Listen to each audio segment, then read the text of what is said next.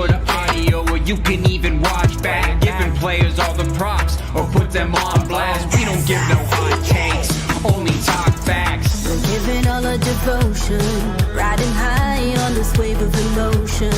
Going all out, yeah, cause this is our time. No, ain't no stopping us till we reach the finish line. All in, we came here to win. We're gonna give everything. S-I-C-K on the run. S-I-C-K, sick. On fire, we're ready to fight. We'll bring the house down tonight. S-I-C-K on the run. S-I-C-K, sick. Play it on the car ride, play it when you lounge. X and O, you know that we can hold it down. Shout out to my man Sammy, got it off the ground. And to all the listeners tuned in right now, got debates, analysis, and speculation. This is sports talk for the new generation. You know where to find us, got a reputation. Sick Podcast, your #1 sports destination. We're giving all our devotion, riding high on this wave of emotion. Going all out, yeah, cause this is our time. No, ain't no stopping us till we reach the finish line. All in, we came here to win. We're gonna give everything. S-I-C-K on the run. S-I-C-K, sick. On fire, we're ready to fight. We'll bring the house down tonight. S-I-C-K on the run. S-I-C-K, sick. S-I-C-K, it's the sickest podcast. Tune in for the audio, or you can even watch back. Giving players all the props, or put them on blast. We don't give no hot takes, only talk back. S-I-C-K, S-I-C-K, S-I-C-K, S-I-C-K, S-I-C-K, S-I-C-K, S-I-C-K. All in, we came here to win. We're gonna give everything. S-I-C-K on the run. S-I-C-K, sick. S-I-C-K, it's the sickest podcast. Tune in for the audio, or you can even watch back. Giving players all the props, or put them on blast. We don't give no hot takes, only talk facts. We're giving all our devotion, riding high on this wave of emotion. Going all out, yeah, cause this is our time. No, ain't no stopping us till we reach the finish line. All in, we came here to win. We're gonna give everything. S-I-C-K on the run. S-I-C-K, sick. On fire, we're ready to fight. We'll bring the house down tonight. S-I-C-K on the run. S-I-C-K, sick. Play it on the car ride, play it when you lounge. X and O, you know that we can hold it down. Shout out to my man Sammy, got it off the ground. And to all the listeners tuned in right now, got debates, analysis, and speculation. This is sports talk for the new generation. You know where to find us, got a reputation. Sick Podcast, your #1 sports destination. Giving all our devotion, riding high on this wave of emotion. Going all out, yeah, cause this is our time. No, ain't no stopping us till we reach the finish line. All in, we came here to win. We're gonna give everything. S-I-C-K on the run. S-I-C-K, sick. On fire, we're ready to fight. We'll bring the house down tonight. S-I-C-K on the run. S-I-C-K, sick. S-I-C-K, it's the sickest podcast. Tune in for the audio, or you can even watch back. Giving players all the props, or put them on blast. We don't give no hot takes, only talk back. S-I-C-K, S-I-C-K, S-I-C-K, S-I-C-K, S-I-C-K, S-I-C-K. Turn up your volume. Because you're about to listen to The Sick Podcast. The Eye Test with Pierre, McGuire, and Jimmy Murphy. The Stanley Cup winning Colorado Avalanche And after 22 years, Raymond Mark! The sickest NHL podcast. Brought to you by TCS Customs and Logistics. Moving pieces, delivering peace of mind. It's gonna be sick. And welcome to another edition of the Eye Test here on the Sick Podcast Network. He is Pierre McGuire. I am Jimmy Murphy. Pierre, I'm all shook up. We had an earthquake here today in the northeast New England area here. Actually, 5 miles from me was the epicenter in York, Maine, Pierre. I was sitting here on a Zoom call, and all of a sudden the house is going back and forth. I thought it was maybe a big truck, but then I went on Twitter, and they said it was an earthquake 4.1. But everyone's safe, no biggie. But it was interesting. My first experience with an earthquake. You remember the Northridge earthquake in California back in the early 1990s? Yes. I was on the 6th or 7th floor of the Marriott Hotel in LA when that hit. Oh, wow. Our whole team was there. We got out as soon as possible. That was interesting. Okay, so was that the one during the World Series? I don't know if that was a World Series or not. I was there. I mean, we were playing. We had just played there, and we got out right afterwards. You guys played in San Jose, I take it? No, it was in LA. LA. LA, Yeah. yeah. So Interesting. yeah. Yeah. Yeah, it was different. I mean, that's a real different feeling because if you've never, and I had never been through one before, Yeah. I'm like, this is weird. And then the bed started shaking. And I was like, wait a second, I'm sober here. What's going on? Like, this is weird. Yeah. And it was kind of going like this. And I'm like, what is going on? Yeah, different stuff. Yeah. Weird weekend. It was a wild hockey weekend. And you see how tight and how passionate people are. How about Billy Guerin?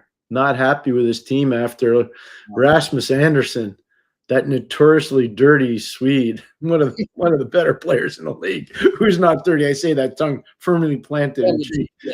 Goes after Marc-Andre Fleury, and that sets off Billy. But you know what? I don't blame Billy. Yep. I think he's setting the table for his team going forward. Yeah. It's okay. And you see what happened today with the Islanders?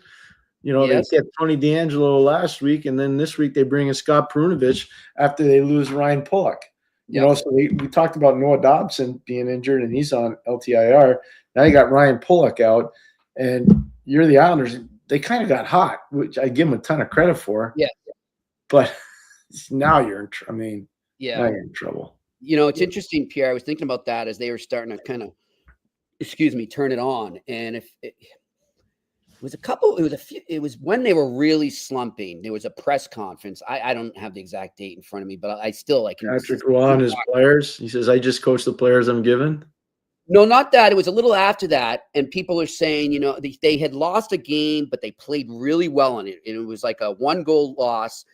And he came out and he said, I think that was great. I think that's the best game we played in a while. I feel the guys coming. I can feel it turning. And he was right. They did turn around. But as you say now, they're getting battered by injuries.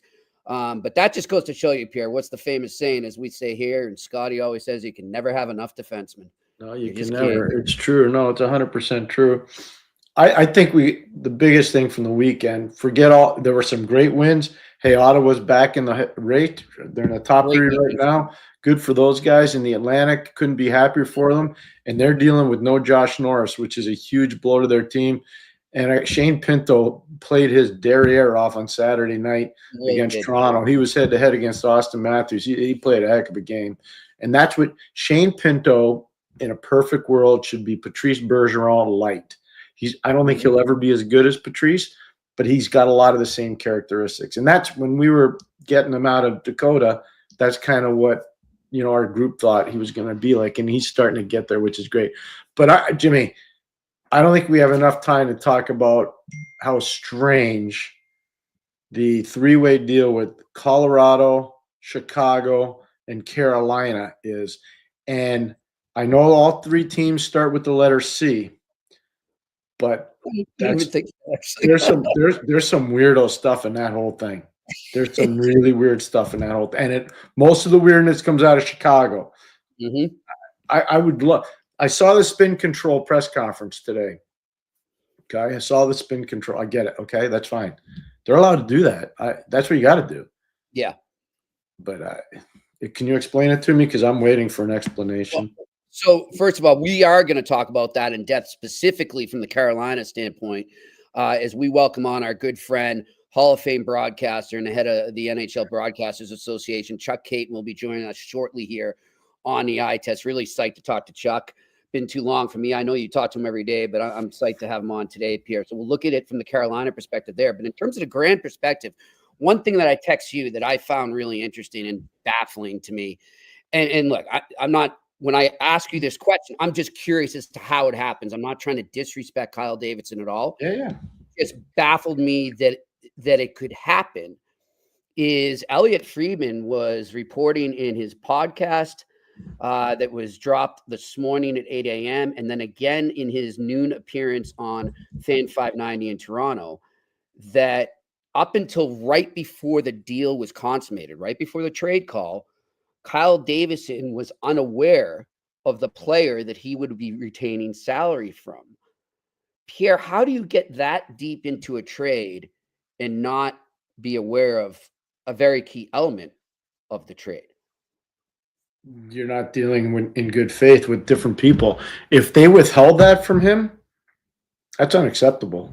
I don't know how it went down. All I'm responding to what you're saying. Yeah. Okay. So you're presenting a situation to me that you got from Elliot Friedman, Yep. who I respect a lot. So I won't doubt. I'll take you guys at your word. I won't doubt it. Yep. But I'm going to tell you, I've been in those rooms with those calls. Mm-hmm. That's a non-starter. Yeah. Like that doesn't even begin. Who are we getting? Whose salary are we retaining? And how are we going to do the trade call? Mm-hmm. What are the assets that I'm getting? What are the assets I'm giving up? What are the assets that Carolina's getting? What are the assets that Chicago's getting? I want to balance this all out. Yep. So if you don't know that, and I'm just taking you guys at your word. If you don't know that, something is seriously wrong. Yeah. So who's advising Kyle Davidson? I don't know. I don't know how that happened. You know, that's all that was reported. There weren't details as to how it got to that point. But so here's what I'll tell you. I've been in some pretty big three-way deals, whether it was in Hartford, whether it was in Ottawa, whether it was in Pittsburgh. I saw Craig Patrick manufacture amazing three-way deals. I saw Brian Burke manufacture a huge three-way deal with San Jose, Calgary, and Hartford that eventually got Hartford the second pick overall. That was Christopher Pronger. You know, I've seen Randy Sexton and Ray Shearer execute three-way deals that helped the Ottawa Senators a ton before they actually made their push into being a playoff team for the first time since way back in the early 1900s. So I've seen all this stuff. I've been in the room. I've helped orchestrate it. You don't do a three-way deal without having internal knowledge of exactly what you're getting. So I don't know how that manifested itself. I have no idea. Then looking at the whole deal, the whole scope of the deal, let's look at the Colorado Chicago quickly before we get Chuck on.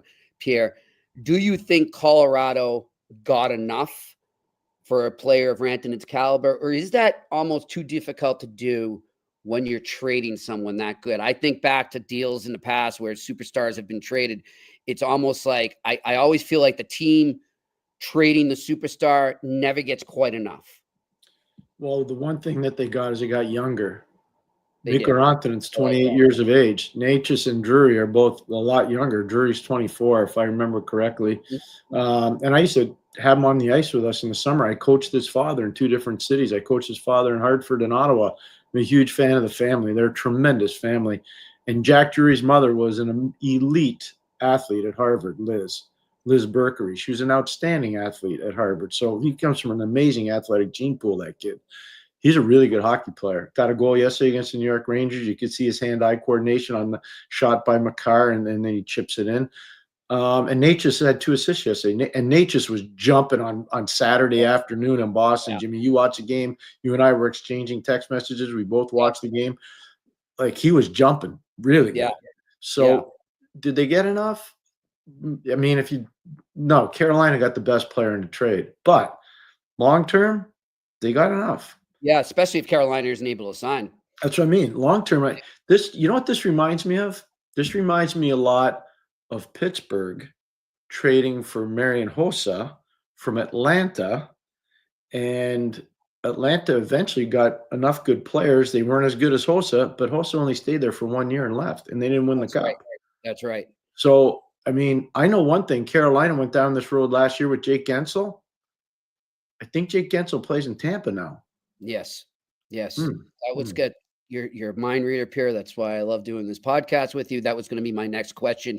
Are you surprised that Carolina wasn't, I guess the word be a little gun shy to try this again 2 years straight? No, you know what I think they're really excited about? I'll give you the list. They didn't have to trade Jackson Blake. They didn't have to trade Bradley Nadeau. They didn't have to trade Scott Morrow. They didn't have to trade Alexander Nikishin, who's a 6'4", 220-pound defenseman who plays in St. Petersburg. They didn't have to trade Nikita Artamonov, okay, who plays for Torpedo in the Russian league. They didn't have to trade any of their top prospects. Yep. The only Drury's a good player. Drury's a really good player, but he's a depth player on an NHL team. And Necas can play as a top 2 winger. He can, whether he's on your first line or second line. And he's going to be a little less than a point a game player. He's going to be a really good player in the league. And he is a good player in the league. Yep. But it makes me wonder, and I don't have any animus toward Chicago. I think the world of, Chicago and their city and their team and their franchise. Yep. It was an amazing honor and privilege for Doc, Annie, and I to call their 3 Stanley Cups from 2010 to 2015. Amazing honor, thrilled to death. You mean to tell me that the best they got out of this whole thing was a 3rd-round pick? So we'll get back to that, Pierre. Let's focus more on the Carolina right now because I don't want to keep our wonderful guest, Chuck Kaiton, waiting, but I definitely want to get back to that. Chuck Kaiton joining us here now on the Eye Test on the Sick Podcast Network. Hey, Chuck, how you doing? Good. Hi, Jimmy. Hi, Pierre. What's happening with you guys? Oh, he's wearing his school colors. He's wearing the old maize and blue. Oh, there it is. I don't know if I got this today. There you go. How's that? Beautiful. A week after Ohio State wins it, too. Jimmy, I like your Jimmy. pride. Oh, yeah. The pride of Hamtramck, Michigan, right there. Charles Kaiton. Yeah, right. God bless Maybe, Mary might be that. I don't know. So, they're Polish and Ukrainian lineage there. But, yeah, I just heard you guys talking about that deal. It's a hell of a deal there. What a whopper, eh? Yeah, I don't know. But I actually talked to a few people today. They were asking what I thought of the deal. And I said, well, being 7 years removed from the team, I was a little surprised, especially as Pierre mentioned before, they went down this road last year with Jake Gensel. Mm-hmm. And it didn't work out as far as a long-term contract with him. So this could be one of those rental deals again. But I also share Pierre's bewilderment, so to speak, with the Blackhawk end of this thing. Other than maybe, and I'm saying this, maybe an addition by subtraction with the Taylor Hall situation, seeing that he's been with 7 teams in his career. Maybe that tells you something, maybe it doesn't. I don't know. I do know that when he was drafted and wandered around Edmonton his rookie year, he didn't ingratiate himself with a lot of people in that town. But again, crazy times in the NHL, and obviously the Hurricanes are going to try to go for it. I think they're trying to put the Finnish national team together here.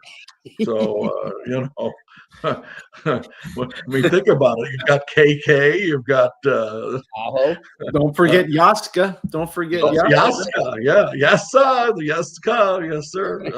So anyway. It's going to be interesting, but I have an inkling that Mikko Rantanen, even though I heard something today about he would have taken a hometown discount in Colorado. I'm just wondering what kind of a discount, Pierre, that would have been. Maybe you heard the same thing. I don't know. I heard that, and my partner Jimmy and I were talking about it this morning. I said, "How do we know what he actually meant by a discount?" And I know his agent's Andy Scott, and he's a reputable agent. Mm-hmm. Sometimes in these things, and Chuck, you and I have done, I kept you informed on a lot of the negotiations when I was in Hartford. I told you about a lot of the stuff we were doing.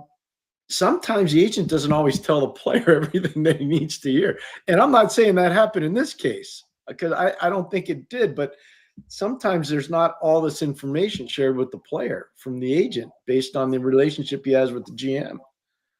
Well, yeah, and that's certainly grounds for firing if that were true. We've seen it before with a lot of players who may have not gotten that line of communication with their representative. But I'm just kind of bewildered because if you heard what Mikko had to say, and I've listened to the Hurricane side of it when he was on the Canes PR site, which they do, the media availabilities and interviews and all of that. And he basically mentioned the fact that he thought that whether or not these talks were, serious right now about taking the discount, I do know that he probably didn't want to leave the Colorado Avalanche, and certainly Nathan McKinnon didn't want to see it happen. And Jared Bednar, obviously, they look like they lost their dog got shot after the trade. So you just wonder about this. And you also wonder who's going to open up the checkbook to pay anywhere from 13, 14, 15 million for Mikko when July 1st rolls around, right? Yeah, for sure. Yeah, I don't think that's going to be a problem because Toronto's an interesting scenario. They got to deal with Mitchell Marner. Yeah. They're not the same players, but the point totals are pretty similar. If Toronto doesn't do what they want to do this playoff season, they're going to have enough room to do something like that. I'm just throwing it out there. I'm not saying that's what's happening because right now he's a member of the Carolina Hurricanes. But if Toronto does do well, I don't think Mitchell Marner is going anywhere. I think he's going to stay in Toronto. And Chuck, you know of anybody that I've ever talked with, including William Scott Bowman, you know how hard a market that is if you're not winning Toronto. And they haven't won in forever. Yeah, no, that's true. I mean, I was 15 when they won the Stanley Cup, so that tells you how long ago that was. Yeah, no, but saw Chuck and Bauer. I mean, and when we talk about goaltending, let me just throw it aside here. I mean, the Hurricanes can do all of this stuff to bolster their offense, but they still need goaltending, in my estimation. I mean, right now you're starting to wonder. You saw Freddie Anderson play a couple of games, and now we haven't seen him play. Wonder what's going on once again. Kochetkov's been playing the last couple of games, so and he's not really proven, young kid yet that's still developing. So that's part of it. But what about the notion that I heard today from somebody that you talk about teams with cap room, and you talk about Chicago not getting the short end of the stick on this deal, which I agree. Maybe they're laying in the weeds and want to give Rantanen a little bit of a go July 1st. What do you think of that? Though I think there's a lot of possibility there. But if you're him and you're going to be turning 29, I'm not sure you're going into that situation. Bertuzzi did that. Foligno did that. What's going to happen to Seth Jones, Ryan Donato? Look at some of the older guys there. How many of those guys are – Taylor Hall went there, and boom, he's already out. So the Chicago thing's weird. It's just different, but your point is well taken. But I don't know. I mean, it won't be a small market for Rantanen. Let's put it that way. Yeah, money talks. Well, how many teams – you probably, Pierre, you investigate so many things. You're so good at what you do. How many teams right now, with what may be coming off their cap and with the cap going up, or what's coming off their payroll, I should say, for next year, how many teams are there that you think Rantanen would want to go to if your premise is that he wants to go to, if not a Stanley Cup contender, certainly a playoff team that has a chance? 7 to 10 teams. Okay. Is that right? Okay. Well, then there's a big market for him. Okay. There will be. If he goes to market, Jimmy, there's going to be a big market for him. Well, I think he will go to market. One thing I'll point out to you guys, it was reported by multiple insiders when the trade went down that he actually nixed a trade to Chicago, and that's how he ended up going to Carolina. So I don't know, if the Chicago thing would work out if he already nixed one to go there. So we'll see. But yeah, I mean, there'd be multiple teams lining up for him. Okay, so I have a question. If that's true, okay, and I don't know who the insiders are. Chuck knows that I do this a lot. When I was coaching, I used to work with him. So they reported that. Who was going from Chicago to Colorado? That's what I'd like to know. That would have been the next question for me. Hold it. Who put that out there? I'd like to know who put that out there. Friedman, Saravelli. So then if they put that out there and they're both reputable guys, who was going the other way? Because if you got one side of it, you're going to get both sides of it. Yeah. That would be a great question to answer there. I don't know. That was mean, not asked. That was not they were. I'll just say this: in defense of Chicago, the one thing they have that's really good, they got depth in defense, young depth in defense. They do, and they almost fouled it up with Korchinski, but then they realized we better send him back to the American Hockey League. Vlasic's going to be a grade A player. They got stuff on defense that's percolating. It's going to be really good. I think they've overrated their forwards after Connor Bedard. I think they've overrated some of their forwards. I do. Doesn't mean they're not good players. I think they think they're better than they are. But I would like to know if that's true. Like the question I would ask is, okay, then who's going the other way? Yeah. Who were the players going from Chicago to Colorado? I'd like to know that. No idea. But I'll ask you this, Chuck. When you look at Rantanen, you look at the type of game he brings, what he's capable of,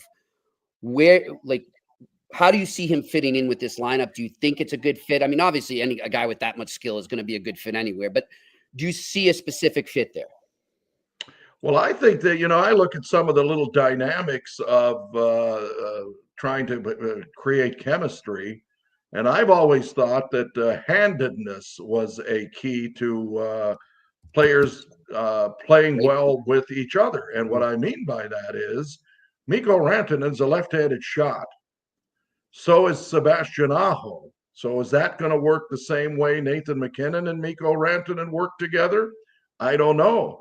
It's the same thing on the other end of it. With Martin Necas, he's a right-handed shot, and so is Nathan MacKinnon.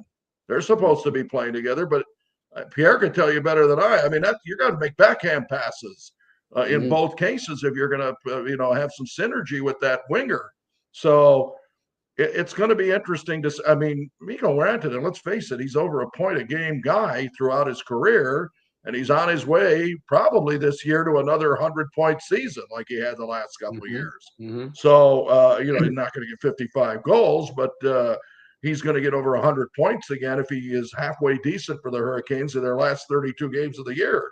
So, but again, I think that's a big thing. Maybe I'm making more of it than it. You're on it. That's a really good point. I think you're spot on, Chuck. One of the things that I really have always admired about you, you're a realist. Like you just lay it out there. You tell it the way it is. I know they lost Brett Pesce, to New Jersey. I know they lost Brady Shea to Nashville. I get it. Are they deep? You talked about the goaltending.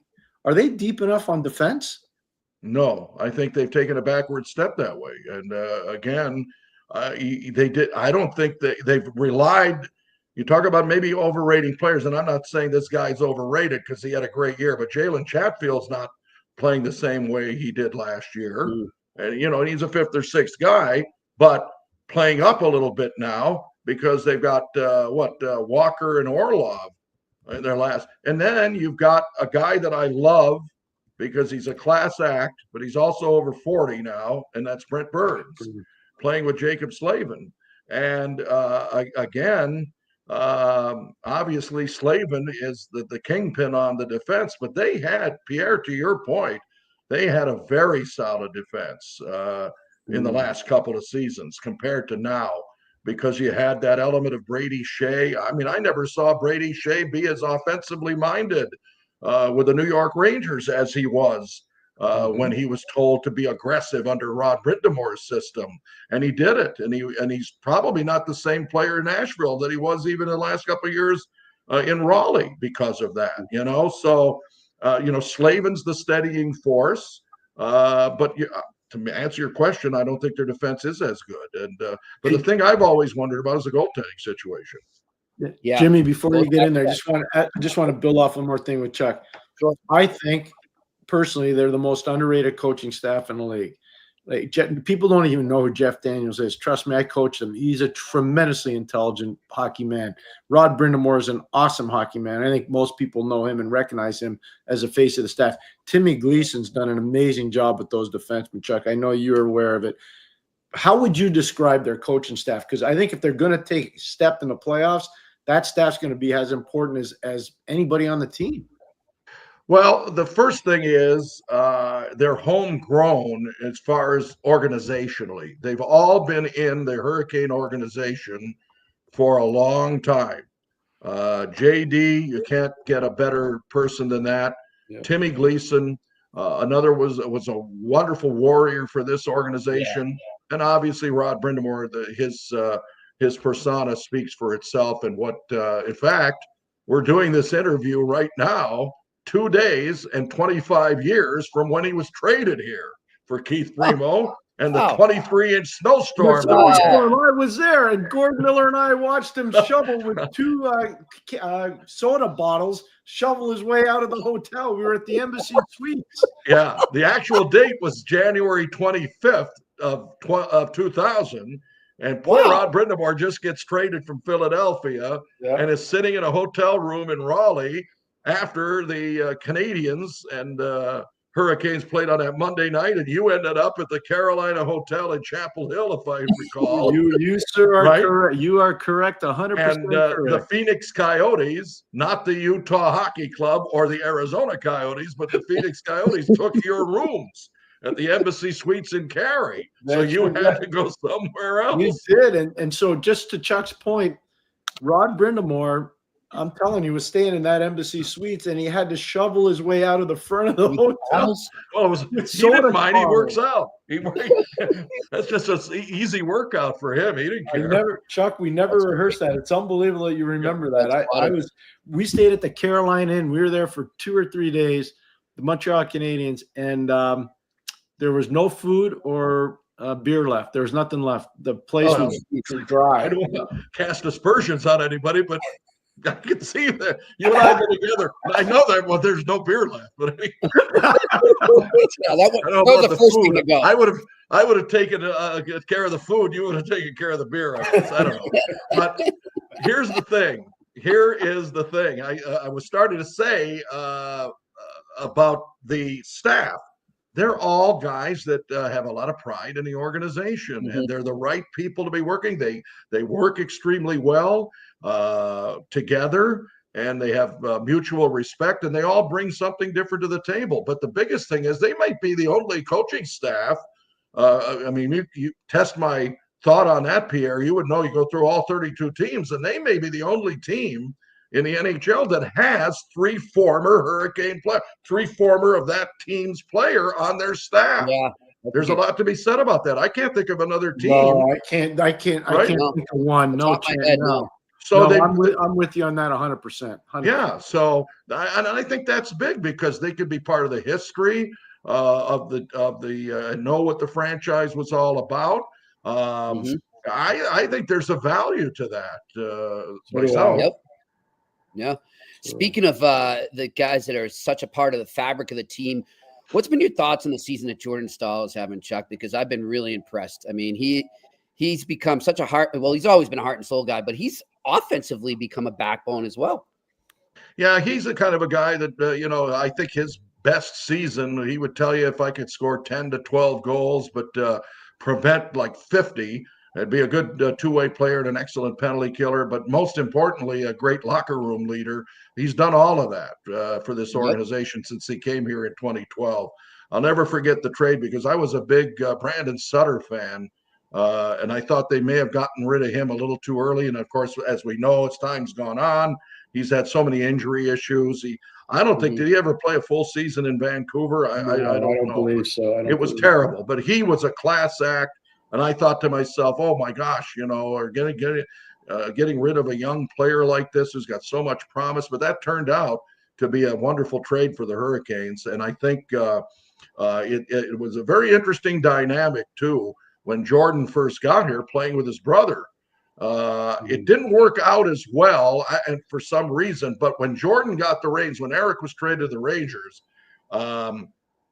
Jordan started to blossom. It became his team.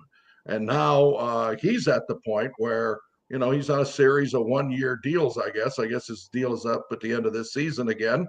And he's going to be the new Jeff Daniels, I suppose, because Jeff always signed 1-year deals because he was so valuable. I wouldn't be surprised if Jordan stays with the Hurricanes again for another year. I mean, going year by year at his age, because he's brought so much to the table, to the organization. He's just a class individual. And again, is one of the, he's if anything, he could probably get into the coaching ranks if he decided to retire. Absolutely. Absolutely. Why not? You know? So Chuck, I was in Connecticut last week at Sacred Heart University. Have you been to their new rink yet?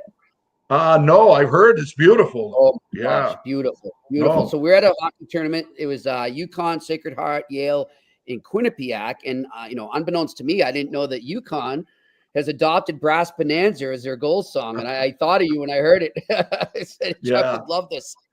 Well, Chuck's not allowed back in the state of Connecticut. I'm just kidding. Well, you're right. I kind of snuck in and out of there on January 10th and 11th because we had that 50 years of hockey in Hartford. 50 years of hockey in Hartford. And nobody could have celebrated it better than that man right there, Charles Kaiton. Right. Well, it was nice. It was nice to be called to come and MC the Wolfpack pregame show. They did a nice job on that, and there's still a lot of people. In fact, I prefaced some of my comments by saying there's some of you who know me, most of you probably don't know me, because believe me, it's been 27 years, going on 28 years since we left Connecticut. But it was great to be a part of that, because it was actually January 11th of 1975 that the first hockey game was played at the Hartford Civic Center after a Glenn Campbell concert. The Rhinestone Cowboy. Remember that Johnny Carson used to sing that on the Tonight Show. But Glenn Campbell was the first day, the 10th, and then on the 11th of January 1975, the San Diego Mariners of Andre Lacroix fame came in, and Andre happened to be there as well at the thing. Howard Baldwin was there, and it was a good time. 50 years of hockey in Hartford, and contrary to popular belief, I was not there for that first year. I was toiling away with Badger Bob Johnson. You couldn't work with a better guy. Absolutely. Better guy. Absolutely. Well, thank you, Mr. Mason Blue. I'll be in touch with you early tomorrow morning. I hope it's only your first cup of coffee. Oh, thank you. Yeah, I know I'm wired right now, right? And I don't even drink it in the afternoon. So thank you, guys. Always a pleasure to be on your podcast. And Jimmy, try to keep Pierre in line. I mean, he's, it's the other way around. I had that duty for a long time. It's now your turn. All right. Thanks, Charlie. Thank you, guys. Thanks, buddy. Have a good one, Chuck. Thank you. What a good man. He and I rode together to the airports. We had dinner probably, I don't know, 300 or 400 times. I don't even know. A lot. We used to spend the summers hanging out together. His family and my family. I'm a huge fan. I'm not sure if you remember, Jimmy, but WTIC was a radio station that he worked for in Hartford. And it was a 50,000 watt radio station, and you could hear, I'd be going out looking at our American League guys, back in the day, you just go out. You wouldn't just hang at home. If your team had a night off, you didn't. You'd go watch different games in different places. And I could hear him in all these different cities. It was pretty cool. It was pretty cool to listen to Chuck. I remember listening to him for sure. We could get it up in Arlington, Mass, where I grew up for sure. It's good stuff. He and Marv Albert were two legendary voices at that time. Marv was so good. He was really good doing the Rangers and obviously the Knicks, and Chuck was iconic, just so iconic for the Whalers. Really good. Yeah, that's great that he did get to go back there for that earlier this month. I know how much that must have meant to him for sure. But like you said, he tells it like it is there. And I think all his points he made there about the Hurricanes right now, Pierre, are dead on. And it all goes back to something you and I have been harping on since the beginning of the season. Mm-hmm. And it's not just something that's applicable to this season. It's been going for a few now. Is when will they ever address the goaltending? I don't get it. I don't know. It's very apparent. It's apparent. Mm-hmm. I'm wondering if it's heavy emphasis on analytics maybe decreases the value of goaltending in their eyes. I'm not sure how that works because I'm not as heavy into analytics as they are. But I don't get it. I mean, I know that the kid there that I'm going to murder his name. Kochetkov. Yes. Kochetkov had a wonderful playoff run with Chicago one year with the Wolves. I know that, but he's yet to really do that on a consistent basis up at the NHL level. And then, like you say, Freddie Anderson is always hurt. I just don't understand why it hasn't been addressed yet. And I think it's something that might come back to bite them in the playoffs, unfortunately. Yeah, we're going to find out. I think they're a little late on the back end, too. I do, too. Doesn't mean they're not good, because the guys they have are good, but I think they're light in terms of numbers, sheer numbers. They do have prospects, like we talked about. Scotty Morrow's a really good prospect. He's a very good prospect, out of your alma mater. And Nikishin out of SKA is a really good prospect, a huge, big defenseman. So, again, I don't know. I don't think they're really well coached. That's what I do know. Their penalty kills, even with marginal goaltending, is exquisite. The penalty killing is so good, and that's coaching. That's Brindamore and Daniels. Daniels was a good penalty killer. Brindamore was a really good penalty killer. Yep. Good stuff. Well, we will, I'm sure, be talking more Carolina Hurricanes down the stretch run here. But let us tell you right now about our sponsors. TCS Customs and Logistics. You can pull it up right there. Unlock the full potential of your shipping operation with TCS Customs and Logistics.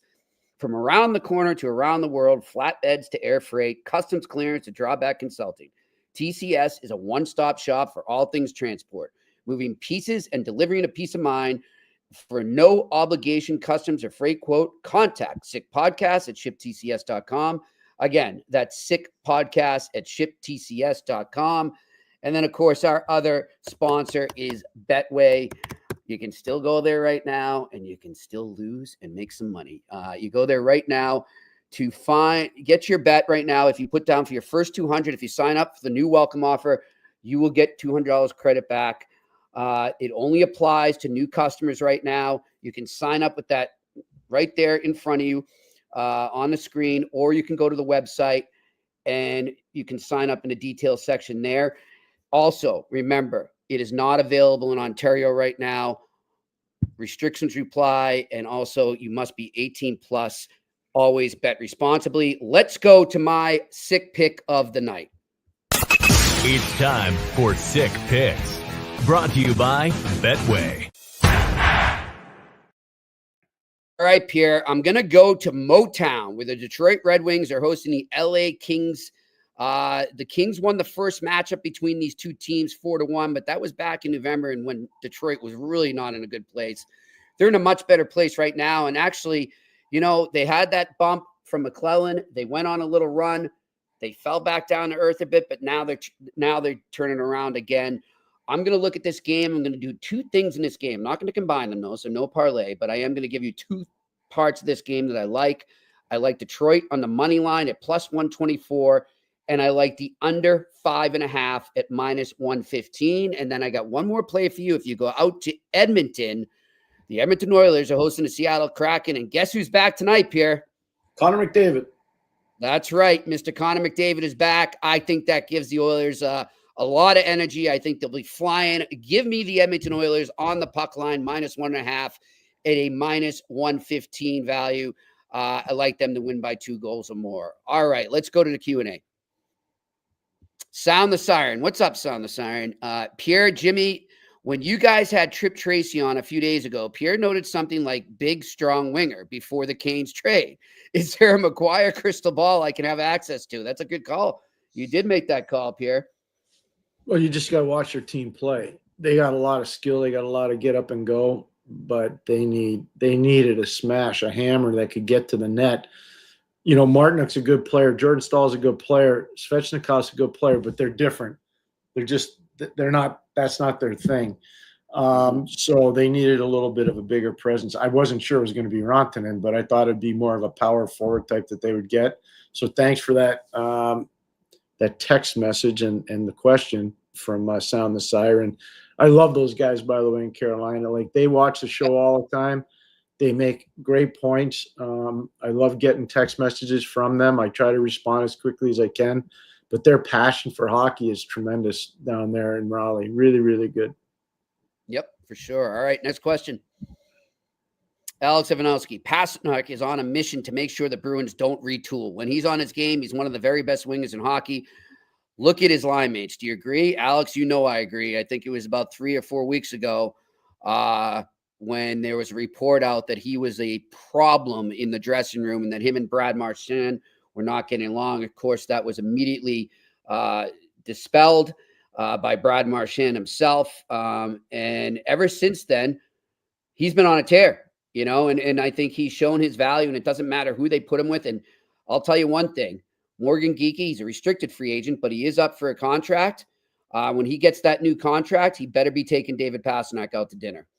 Yeah, but 2 first-class tickets anywhere in the world. That's what you should buy. And forget There the you dinner. go. They can do that anytime you want. All you have to do, to the point from Alex, which is a very good point that he raised, watch Pastrnak. If you don't want to watch all the Bruins games, just go back and watch Saturday afternoon's game with the Colorado Avalanche to see how badly Colorado dominated for 40 minutes and how well Pastrnak played to keep his team in the game and eventually win the game. Yep, and he got the empty netter to seal it there after Morgan Geekie's 2 quick goals to open a third. All right, next question. Brad K. Does the Canes deal push Tom Fitzmagic, meaning Tom Fitzgerald with the Devils, to go all in to get JT Miller? I don't know. One thing about this JT Miller thing, Pierre, is I feel like for a month now we've been hearing he's on the verge of going there. He's on the verge of going there. Nothing's happened. Is it ever going to happen? I don't know. I don't know. But so what I would ask, it's a question. I'm not making a statement. I know Nico Hischier got hurt the other day. I don't know how long Nico's out for, but he's a really important player for that team. He's really, really, really important. I know everybody talks about Jesper Bratt, and I know everybody talks about Jack Hughes, but Hischier's way undervalued. He is their Patrice Bergeron. He's a way undervalued player. By the fans, not by the team and not by management, by the fans. Because he's not sexy. He's not a sexy player to watch. I would just say this: if you got JT Miller, where do you expect him to play? That's a great point. I was thinking the same thing. Because you're not going to play as a third line player. I can just tell you right now, no chance. No chance. Who you bumping out of the middle? I don't know.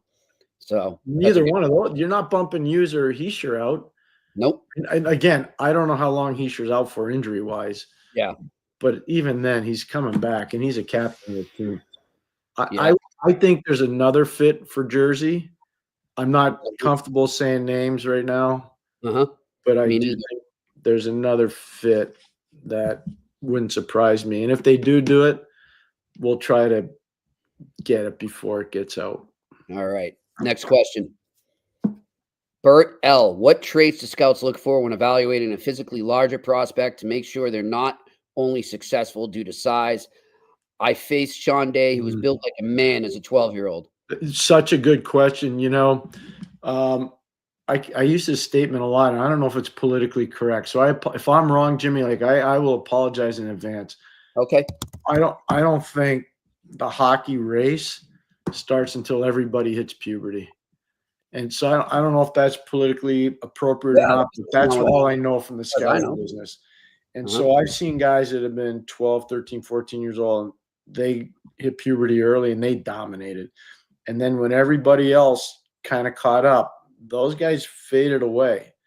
So I think when you're scouting, especially with bigger guys, I'll use a good example for Bert. Eric Lindros, when he was 14 and 15 years old, I couldn't believe how good he was. And you know what? He was that good when he was 20. He was that good when he was 18. Yeah. He's a wrecking machine. He played in the Canada Cup in 1991, and he hurt Ulfie Samuelsson. It was a totally clean hit. And I know, I coached Ulfie. I know how tough he was. Eric hit him, and he hit him clean. And I think Ulfie separated or dislocated his shoulder, if I remember. It was a shoulder problem. And I'm watching this guy, and I'm going, oh, man, he's not even in the NHL yet. He's going to mangle people. Yeah. So there was one example where if you were scouting, you knew he wasn't going anywhere. That guy was a home run hitter. There were other guys, and I don't want to disparage anybody that's had an NHL career because it's so hard to do. But I've seen guys that were really good when they were 14 and 15 that ended up playing in the league, but they were nowhere near as good as what they were when they were 14 and 15. So my big thing is I don't prejudge until everybody's kind of in the full-on puberty thing, and usually that's 16 to 18. Okay. Yeah. Next question. P. Cormier, love the show, guys. Thank you.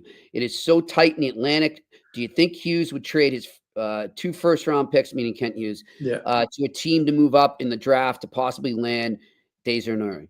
Desnoyers. So Desnoyers is a really good story. He's a kid from Quebec. His father played with Marty Brodeur in St. Hyacinthe. His brother, Elliot, plays for Philadelphia's farm team in Lebanon Valley. I've known the family since Ryan, my son, was probably 8 or 9 years old. They were teammates for a team on the South Shore called Les Gouverneurs, the Governors. So I've known the family a long time. I really respect the family. I don't know if they would do that. I don't know about 2 first round. I'd be surprised. I'd be really surprised. All right. Next question. Randy Workman. What's up, Randy? Do you believe Elias Pettersson and the Sabres rumors? I believe anything out of Buffalo, Randy. Yep. I believe anything. They need, the one thing they need is I think they need center ice play. We've talked about that on the show for a while. I still think they need guys that are already there to play better on defense. I was glad they sent Devon Levi back to the American League to develop properly, because I think he's going to be a really good goalie for them. Me too. But I mean, it depends on what you're talking about Vancouver getting. If Dylan, Jimmy, I hate to say names, but Dylan Cousins' name's been out there. So if it's Dylan Cousins and something else. I don't understand why. Yeah. If it's Dylan Cousins and something else, maybe there's a reason why they would do that. But we'll see. But I think anything's available out of Buffalo. I do. Yeah. Interesting to see if maybe they do their wheeling and dealing now, or it's something more in the off season. There, Buffalo, you mean? Buffalo? Yeah, Buffalo. Yeah. Because they're out of it now. Yeah. No. Jimmy, remember what we talked about, you and I, last week away from the show? And I said, if something happens where they don't win in Vancouver on Saturday night, something's going to happen. I saw one of their scouts on the road this weekend, and this was before the game Saturday night, and he says, I heard you, and I think you might be right, but they won. Yeah. They beat Washington, and they played a good game, but they won. So but now they got another one tonight, Pierre. They're there. They're in St. Louis tonight. They've actually been better on the road than they are at home, so we'll see what happens there if they can keep it going in St. Louis. All right, next question. Postnet on 130. Was Rantanen's future contract and current age, 28, too much for the Avs? Is there an unwritten formula for the ideal team makeup under the cap? That's a great question. You know what? It is a great question. So a lot of teams don't like extending guys when they're 30 or older to long-term deals. 28's kind of in the middle, depending on the injury situation for the player and the health of the player. And you would know that internally from their physicals preseason. And you'd have inside info that a lot of teams wouldn't have on a player like Rantanen, especially if you're Colorado. I just think they got a little bit nervous in terms of length. But Jimmy and I talked about this off the air, and I don't think he'll mind me sharing it with you. I think that there may have been a demand made where Colorado wasn't comfortable. I don't know this for sure, but again, having been through it, and they said, you know what? I think we're going to take a pass because we're going to set our team up for sustained success. And, by the time Mikko's 34, 35, he may not be the same player. And we're going to go a different direction. So that's why I said to you at the beginning, they get age for Necas, they get age for Drury. They're both young, and so they're looking at 4, and they're not, neither guy is as good as Rantanen. Necas is really good, but he's not as good as Rantanen. And a different style of player. But I think they've solidified their depth players in Colorado. They got Miles Wood back yesterday. That's a big get back for them. And before they play the Islanders, I think tomorrow night they play the Islanders. But they also they don't have to pay that long-term big money deal. If you look at Rantanen, his last contract was 6 years, almost $56 million. That was his last contract. He's lived up to it. He paid them back, and they won the cup. He lived up to it big time. I just don't know if they felt comfortable going forward with a big deal and it would be way bigger than that. It'd be double the financial part, and I just don't know if they were comfortable with that. Well, I think one of the main factors too, and Shane, if you see the question there from Alfonso Reda, I think he hit the nail right. That's probably why they didn't feel comfortable right there, because that man is going to be due for another extension, and he's going to he's going to deserve a lot of money. Hey, Alfonso, first of all, great point. Secondly, I made this point today on my other show that I do on Mondays on Bet Rivers. And I would tell you this really comfortably. Cale Makar, if you watched the game Saturday in Boston, like, it was crazy how good he was. It didn't materialize into any points, but Jimmy, you were watching, like I was watching. Like, he was amazing. He was so amazing. Watch the game from New York yesterday, 2 goals and assists against the Rangers. Yep. Like, he was like a man playing with children. Yeah. Yeah. It was crazy. Look at just watch him out of the penalty box in the setup on the game-winning goal to Lehkonen with 15 seconds to go in the game. Just watch it. Yeah. Like, he's making a statement. I know everybody's got their defense. Like, I like Werenski. You like Werenski. We like Quinn Hughes. You like Quinn Hughes. We like Lane Hudson. You like Lane Hudson. Like, Jimmy and I like all these guys, but there's nobody better than Cale Makar right now. I'm sorry. He's been something.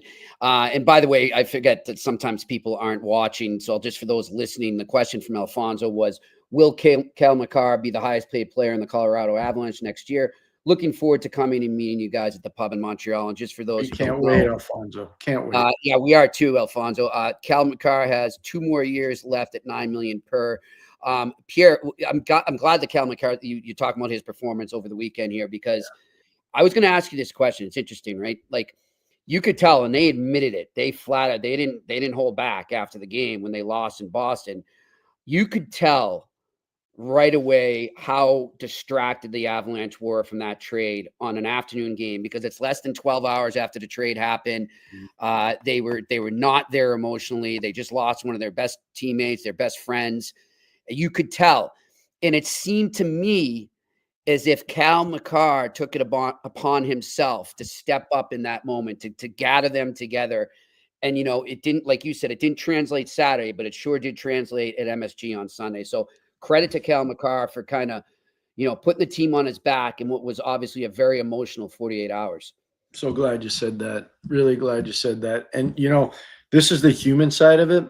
Yes. Jimmy just touched on it, but I'm going to touch on it from a different point of view, because I've been there where players have been traded away and the appropriate goodbye was there.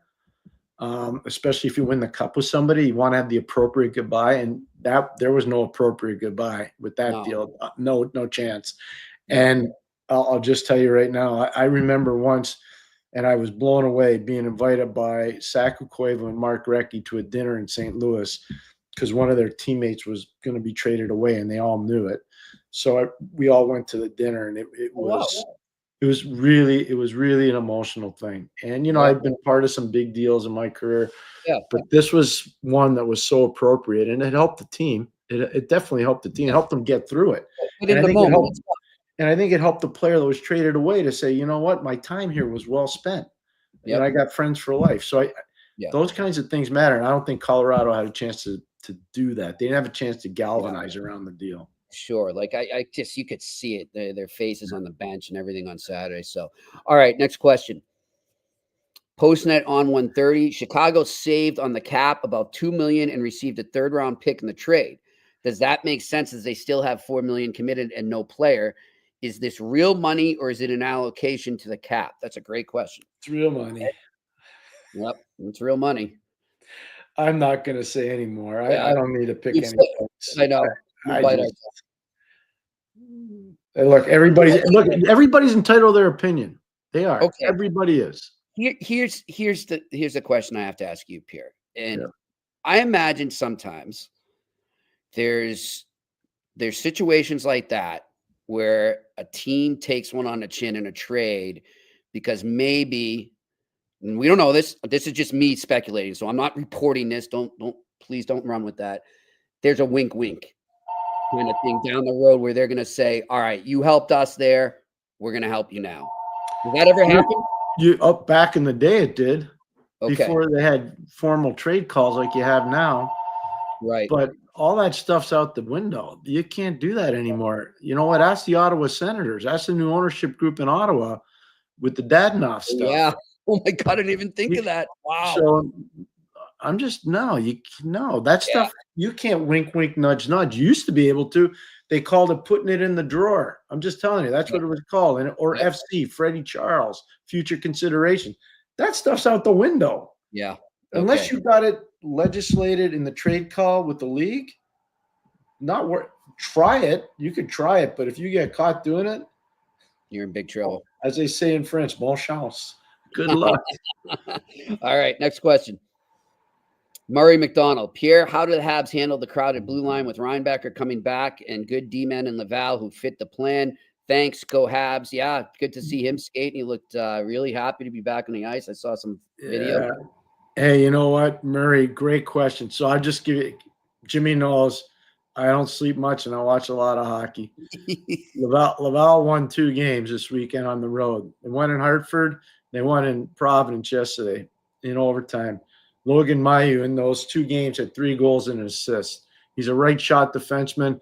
I've talked to so many different coaches. I watch the games like you guys do. Talked to enough coaches. One in particular who's a very good friend of mine who said, get him out of the league. He's too good. Okay, about Mailloux. So how's it going to happen? I don't know how they're going to make it happen. Not a bad problem. I'll tell you that. It's not a bad problem to have. No. But they're stacked. There's no question. And this is where people were getting really mad at the beginning of the year. Look, they're far from being done, by the way. They're, in terms of their work. Mm-hmm. But Jeff and Kent have done such a good job with the Nicky Bobroff. Their scouting staff, and Marty Lapointe, all of their scouts, their regional guys, their European guys, their head guys, they've all done an amazing job. Their management team, they've put them out on the road and they've trusted them. But it's a good problem to have. I just don't know how they're going to do it. Definitely. I think you'd rather have more than less, though. Defensemen. Exactly. Yep. All right. Next question. FFFF question with the 4 Nations Cup tournament. How should Marty St. Louis manage his players when it comes to practices or video reviews with the 10-day layoff? Can't do anything. They got to stay away from the rink until a certain time. Yeah, it's kind of like the holiday break. Yeah, so they can't. But I would think guys would take care of themselves. I hope some guys go get some rest. They need it for the last push. But no, they'll be. Marty knows what he's doing. Yeah. Even as a new coach, he knows from when he played what worked and what didn't work. So Latowski was a good player. He knows what works and didn't work. Robidas, they got 3 guys on their staff that all played, and they've been through all-star breaks and they've been through Olympic breaks. So they'll figure it out. That's not an issue for Montreal. That will not be a problem. All right, next question. Randy Workman, who replaces Alex Pietrangelo on Team Drew Canada? Doughty, if he's healthy. Yeah, Doughty's getting there. He's closing in, I guess. But Pierre, if you're LA, these guys just coming back from the injury. You want him? I wouldn't be in a rush, but you tell him not to go. But Randy's asking me who I would. Okay. Yeah. Well, it is going to be Doughty if he's. Oh, is it? I don't know. Yeah, that's what they're saying. I'm basing what Randy said. So my first interaction with Drew Doughty is watching him play for Guelph, in the Ontario Hockey League, then watching him play for Team Canada in the Super Series in 2007 in Russia and Canada, then watching him in the 08 World Junior, in Pardubice in the Czech Republic. Jimmy, the Olympics, all this stuff. I've seen him internationally. He obviously did his 2 Stanley Cup finals when they won. Drew Doughty's off the charts good, man. I'm just telling you, I don't care if he's 65%. Yeah. Well, maybe 75. Yeah. Make it 75. He would be on any team. Oh, yeah. That guy's a winner. You know what? The hardest marker, Daryl Sutter's a hard marker. He is, in a good way. Yeah. Mm-hmm. You ask Daryl Sutter what he thinks of Drew Doughty. Oh, I can imagine. Okay. Yep. So that's what it feels like. I mean, that's everybody's belief. The common belief is that it's going to be him if he's okay with it. If he's okay. I mean, I don't know that. And I don't know if Luc Robitaille and Rob Blake and, Jim Hiller want him to go and DJ Smith. I have no idea, but yeah. And by the way, too, I'll give Greg Wyshynski had it first, but I actually spoke to Bill Daly too. He said something about it as well. If you don't go because of injury or something, you want to just take care of yourself and make sure you don't get hurt. You will not be suspended, or there's no punishment like there is if you don't go to an All-Star game, is what they were saying. That's the report right now, according to Bill Daly. There better not be. I know, right? You want to have a problem going in collective bargaining? Yeah, exactly. Exactly. No, that's good. I'm glad. I know you had a tremendous conversation today with the deputy commissioner of the National Hockey League. Thank you to him for that as well. He was great. I know you did, and I know you talked to some other people too. So good on you. It'll be good reading for you, for the fans, not for you, because you're right. But no, I get it. I get it. And nobody should be punished if they don't go to it. I agree, especially right now. Jeez, the playoff races are so tight. All right, next question. Postnet on 130. Mike Matheson hate. No, it was a bad pass from Laine. But did Timo Meier not run interference? Gives him the shoulder on Matheson and on Jack Hughes' goal in OT, preventing Matheson from catching up. Thought the same thing. I'm with you, Postnet on 130. I usually don't make notes, okay? For all the different shows, I just really try to work it. I study tape. I try to keep it there. I wrote one thing down on my notepad today, and that is Laine's pass to Matheson was a bad pass. Mm-hmm. And anybody that's going to criticize Michael on that doesn't know hockey. I apologize. I'm sure you're fans and great fans and loyal fans. He's coming full speed. Yep. There's nothing he can do. And Laine is going to tell you the same thing. He's going to own it. No, it's a bad pass by Patrick, and he knows it. Yeah, for sure. By the way, Pierre, when you watched the video, did you – because I'll tell it for our listeners. I was texting Pierre because he was at the Northeastern Merrimack game during the Habs game. So when you went back and watched, did you notice what I was saying about what they were doing to Dobis? Yes, they were jamming the net, no question. Oh, wow. And so, but most I've seen any team do it so far. They jammed the net, but good. You're right about that. But the other part of it is there were some misreads down low by a few guys, not just Dobish. Mm-hmm. But Jimmy, he made some saves, that kid. Oh, he kept him in it. He made some, he battled. You can say whatever you want. Unorthodox, maybe looks a little awkward. He fights. He battles. That's a tremendous character thing for him. They don't get a point without him, in my opinion, in that game. I just got to throw this out there because there were a lot of haters out there too on Primo. Primo's 7-0 in the American Hockey League. The Canadians sent him back. He just won back-to-back in Hartford and in Providence. So everybody knows, to be fair. Yep. And what did Jeff Gorton say when he was on with us last Thursday? He hopes he gets his career back. There's an NHL goalie in there still. Yeah, he hopes he gets his career back. There's an NHL goalie there. Yeah. All right, next question. Morant. Gentlemen, here's my question to you. If you were to score each Hab player midterm, which players deserve an A, B, or C with a plus or a minus? I would love to see what you give. Might be something we'd have to get back to you on right now. But we're going to do? We always text back and forth during the games and in the morning. Yeah.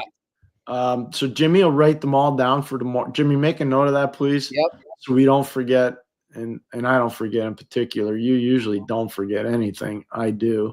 I don't know. I'm a little old. I do. But we'll do it. We'll do the exercise tonight, you and I. Yeah. I'm going to be watching one of the big games I want to watch is LA Detroit. No Patrick Kane for Detroit tonight, and I want to see how LA's responding, to where they are, because they've been doing this. LA. So we'll kind of see where they're at. Yeah. All right. Next question. Danko. Habs haven't put Price on LTIR all year, so they've been cap compliant with him on the roster, so they've accrued $10 million in LTIR space. Should they weaponize it at the trade deadline? Great job, guys. It's a good question, Danko. I think everything's in play for them, Montreal. Yep, I do. When Jeff was on, I thought he was really appropriate. Mm-hmm. He said, these guys have earned the opportunity to get some help. Yep. What that means, we don't know.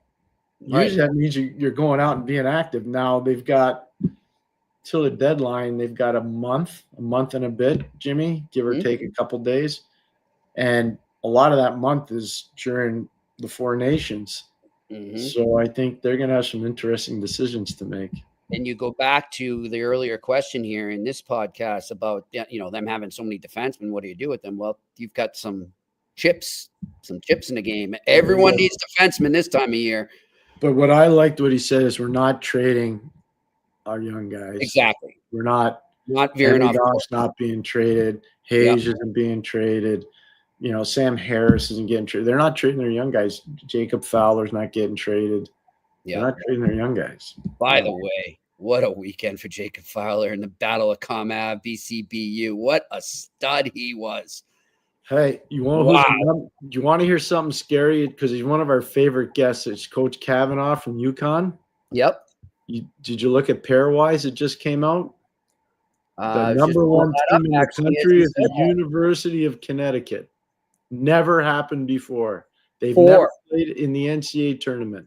They are at 4 right now. For those that want to know, I just got a thing pairwise. They're number 1. Really? Okay, because the one I'm looking at has them at pairwise 4. Monday. UConn moves into number 1 seed. There it is. Okay, I see that. Yep, it just up. Sorry, I had to reload. It's okay, but it just happened. Yep. Wow, that's amazing. That's awesome. I'm so happy for him. He's one of the good guys. You know it. You've talked to him. And congratulations to them for winning the CTI tournament down there. I saw their first game against Quinnipiac. Hell of a game. They won it with 0.5 seconds left. Wow. It was great. And by the way, shout out to the referee crew from that game as well. I got to catch up with them after the game and talk to them. They had some really great stories. Gave me some great insight from the refs. You didn't get them in trouble, did you? Nope. All good. They were going to get themselves in trouble, but in a good way. Good trouble. Anyhow, all right, next question. Gary Cornier. Question. I think Strubal's time with the Habs is coming to an end. He was just assigned to Laval. With Engstrom and Arbor's progression, I see him being moved in the offseason, in my opinion. So Struble was sent down last week. He traveled with the team. He went to Hartford. He went to Providence. He played in both games. He took a penalty in both games. But again, that's a hard piece of duty to be sent down and then all of a sudden go from NHL to that. So I don't know what that means for Jaden long term, but I still think there. You know how the Jeff Gorton was talking about? There's an NHL goalie in there. There's an NHL defenseman in Jaden Struble. There is. It's just they got to find the right setup for him. All right, next question. Brandon Parker. Pierre, how do you feel so far with the freshman year Michael Hage is having? Thanks as always, guys. Started really well. And what happens with a lot of the young guys, they're playing on adrenaline, a lot of them. And Michigan's not as good as they have been in years past. They're good. They're still good. Don't get me wrong. They're very good. But they're not as good. They're not as deep. And so he starts to get checked a little bit more and people pay more attention. So it hasn't been as great lately. And he's battled through some illness, I think, or injury, but it's been good. He's had a good freshman year. Very good. All right, next question. Alex Ivanowski, are the Rangers back? I know they had a crushing loss yesterday, but they are playing much better. Yeah, I mean, that was a tough loss there, but they still roared back in that game, Alex. I think they look pretty back to me. They've had an amazing month. They've arguably been the best team in the NHL in the month of January. That was their first regulation loss this month. So credit to them, credit to their coaching staff for battling through the adversity they had to. They've really turned it around. Well said, Jimmy. Agree. All right, next question. Brett Favre. What teams do you think would teams think JT Miller would be a disruptive influence in the room, impact clubhouse chemistry? I don't know, but I've wondered the same thing. I don't have any evidence to back any of that up, though, so I can't really comment on it. But I have wondered, why hasn't the deal been done yet? That's all I could say. I don't know why. If there's been a deal, I don't know why it hasn't been done because he can play. I don't know about the other stuff. I've never been in the dressing room with him. I don't know. Yeah, so it's not fair on us to say that. So next question. WK, what goalie would be out there for the Canes to get? Gibson? Good question. Gibson would be one of them just off the top of my head. Good question. Maybe nah, he's not going to be the answer. I was thinking somebody in Seattle maybe. They're not trading Decord, though. Yeah, I don't know. That is a good question. Let me get back to you on that one. I'll think about it tonight for sure. But that's a good question. Hey, listen, we want to thank Chuck Kaiton for joining us here on the Eye Test today. He was great as always. Love talking with that man. So much fun. So much fun. Thanks, Shane, working the boards up in Montreal for us. Thank you for your questions in the chat room. And to all our listeners and viewers, we thank you as well for your support. And thanks to our sponsors as well. And by the way, I'd be remiss if I didn't remind you, because we now are a week away, Pierre, from the Bean Pot. So a week from today, at this time, you and I will be sitting in TD Garden watching the first game in the Bean Pot. Before that, we will be at West End Johnny's at 138 Portland Street in Boston, right across from TD Garden, from 3 to 4 p.m. You come on in. If you're going to the Bean Pot, come by, say hello, get ready for the game there. And we will also be there again the following Monday on February 10th for the consolation game and the Bean Pot Championship. Same time, 3 to 4 p.m. at West End Johnny's, 138 Portland Street. We will also be heading north right after that the next day. We'll be trekking north to Montreal, and we will be up there for the Four Nations face-off and all the games there. On each game day, we will be broadcasting 6 to 7 p.m. live from McLean's Public House. That is at 1420 Peel Street. Again, that's McLean's Public House at 1420 Peel Street. We're looking forward to that. We want to thank the sponsor up there, Jägermeister, and also, as you can see at the bottom there, we want to thank Sam Adams and Boston Beer Group and remind you that right now they are got some great specials going. They'll have them there at West End Johnny's on Sam Adams Cold Snap and on the Sun Cruisers. I've actually tried those. They're pretty tasty. Good drink. I guess they're very big with the college kids, Pierre. So we'll be there. They will be flying around at West End Johnny's. So big thanks to them as well for sponsoring. And of course, thanks to, as I said before, to Betway and TCS. Pierre, you enjoy the hockey tonight, my friend, and we'll do the list. We'll do the report card on the Canadians. So we'll just we'll set it all up on the text, and then you can read it out tomorrow. That sounds like a plan. We'll do it right at the top of the show tomorrow. Yeah, and I also want to say, where is it? I just want to tease our show tomorrow. Eric Lacroix. We have Eric Lacroix coming up. Former NHLer. He's all things Avalanche. We're going to look at the Avalanche point of view from that trade and also talk about some other Avalanche topics as well with Eric. Looking forward to having him, and we're working on some other big guests for the week. So come back here every day, Monday through Friday, 4 to 5 p.m. live here on the Eye Test on the Sick Podcast Network. Enjoy the hockey tonight. We'll talk to you tomorrow. And that's a wrap. Hope you don't miss us too much until next time. Follow the Eye Test with Pierre McGuire and Jimmy Murphy on YouTube, Facebook, Google Play, and Apple Podcasts.